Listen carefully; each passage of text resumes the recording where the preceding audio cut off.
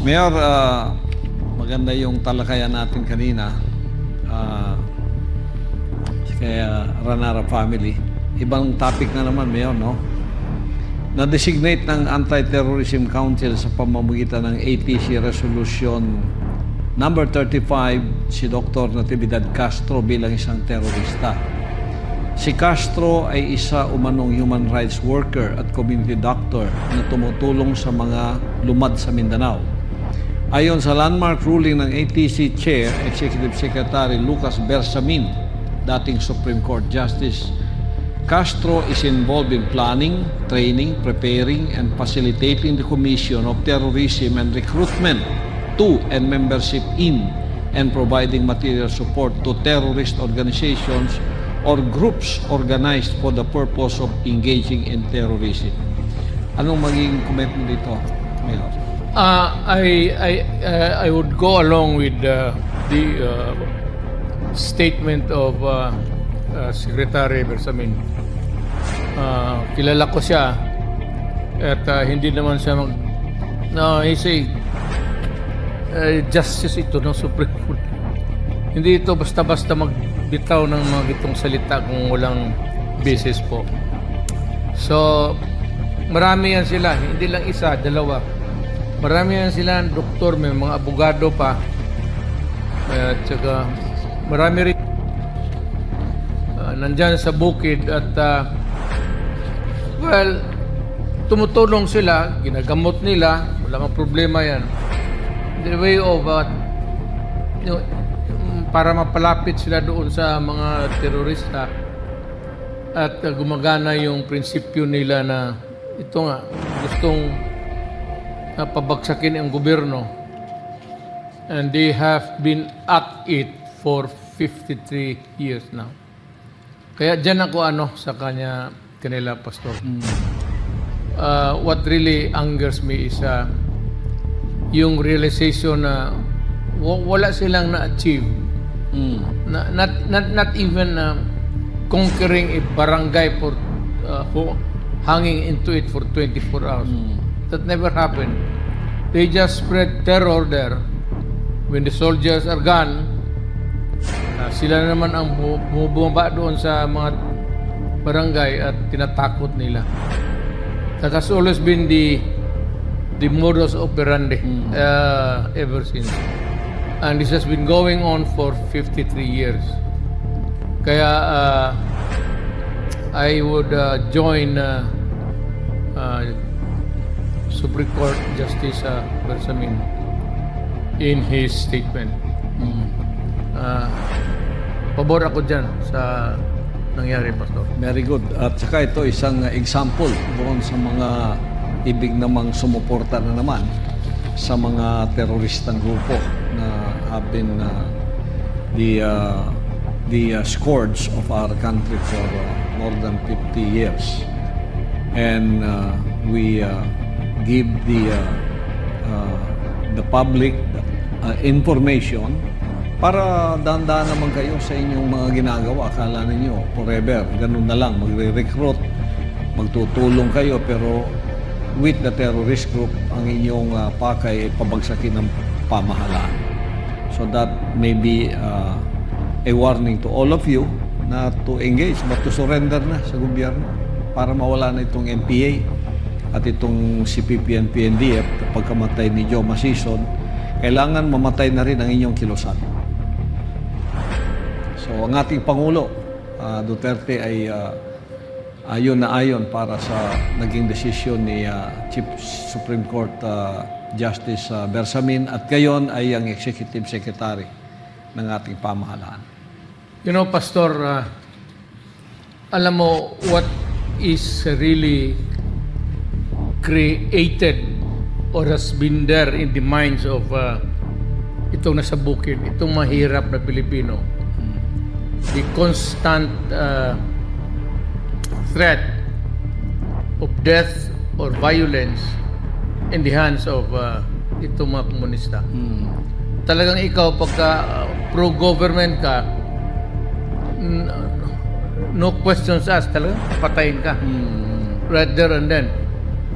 At tayo naman, hinuhuli natin at binibigyan ng due process, and I am for it also, na hindi naman kailangan patayin. Kung mag-surrender kayo, we would be happy to accommodate you in whatever capacity ang gusto ninyo. Maggawa ko para sa inyo. Let us live in peace and liberate the minds, the fear, the constant fear of dying through violence in the minds of the people sa bukid. Yun talaga, there has never been a time for peace in them. Wala ho, Pastor. Kaya naawa ako sa mga tao talaga sa bukid. Yes. The constant fear.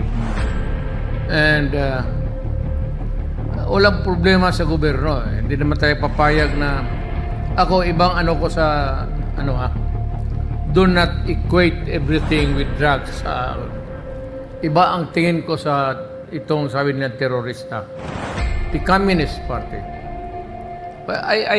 Alam mo kasi kaming mga mahirap, tayong dumaan ng mahirap, naintindihan natin yung lingwahe nila.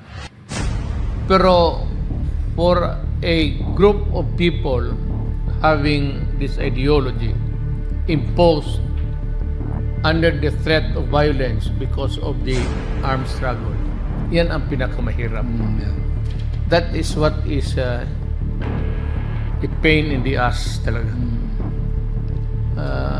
Ako, sabi ko, you liberate yourself from the ideology of violence. We can form a party.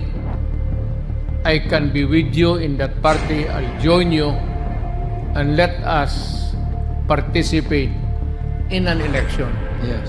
Where people are given the choice of gusto ba ninyo ang komunista? Pamalakad ng o gusto ninyo itong nasyonalista o PDP? Yung ideolohiya nila. Laban lang tayo sa utak, pati sa salita. Huwag yung patayan. Kasi walang mangyari dyan sa patayan, maubos lang, kawawa yung tao. Kasi ko sa bukid, kawawa yung Pilipino doon. Takot na takot. Saka may taxation pa kayo. Mabuti pa kayo. Kaya baski walang trabaho, sige, hingi doon sa tao. Totoo yan, Mayor. When in your administration, you signed the EO 70, yung Whole of Nation Approach, yung NTF-ELCAC. That was the beginning na mas surrenderis pumunta na sa pamahalaan, pati yung mga armadong grupo nila naliwanagan na. Kaya yun din ang I also echo the statement of our former president that wala lang ang NPA, no armed group, kahit magtayo pa kayo ng Communist Party ninyo and then you project your program to the people, okay yun, pagpaboto kayo. Pero alisin yung armed group na yan. Kasi that is the scourge of our nation. Now, Davao region is free. We can roam around the mountains. We can go to our places in the bukid. No one threatening us. Napakaganda, napakamapayapa. And our former president was the one who initiated all of this, and it is now in continuance. Pag sumurrender kayo, maganda pa yung buhay nyo. Meron tayong iklit. Tulungan kayo ng ating armed forces, ng ating pamahalaan. Whereas nandiyan kayo sa bukid, may linta, may dengue, habol-habol kayo. And there is no revolution that lasted for 53 years na mananalo. Anong klaseng revolution yan? So it will not come to victory. Talo na yan. Alam mo, nga ang mensahe ko nga sa kanila yan. This is not a perfect world. Nothing is perfect here in this universe. But do not you know, from one of imperfection, you add another layer, and that is the violence of armed struggle. Okay. Di ko kasi maintindihan eh. So, kung Communist Party of the Philippines running for Senator President, baka magsuporta pa ako. I'll join you. Because hindi naman masama yung hangarin ninyo. But ang problema is you want to a dream come true sa patayan na sa armed struggle. Mahirap po yan. Take power by force. Hindi niyo ako maasahan yan. Pero alam ninyo noon, nag-uusap tayo. Alam ko na alam ninyo. Hindi ko lang talaga kaya masikmura yung patayan. Sabi ko nga sa inyo, I do not, I've never, yung sabihin niyo, patayin kayo. Iba itong sa droga. Itong sa droga talaga, diretsahan.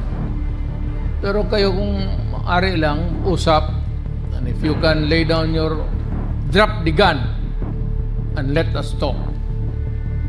Maski na ngayon na hindi na ako presidente. Bitawan mo lang yung armas. Iyon na yan, taguin mo lang. Bury it somewhere there in the mountains. You do not have to surrender it to the authorities. Just drop it, hide it if you want, and come to government to talk with us, and we will be happy to accommodate you. Buwanan.